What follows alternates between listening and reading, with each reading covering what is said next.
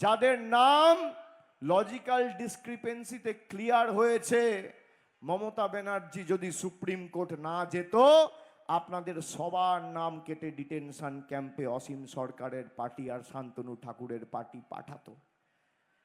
যাদের নাম কাটা গেছে, আপনাদের জন্য সর্বতোভাবে তৃণমূল কংগ্রেস লড়াই করবে, আমি কথা দিয়ে গেলাম। কিন্তু কোনো সম্পর্ক একতরফা হয় না।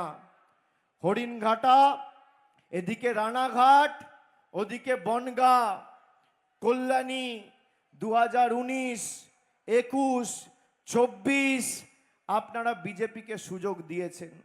যারা ডবল ইঞ্জিনের কথা বলে, এখানের বিধায়কও বিজেপি, এমপিও বিজেপি। ডবল ইঞ্জিনের স্বাদ কেমন লাগছে? ভালো লাগছে? কিছু পেয়েছেন? পাননি।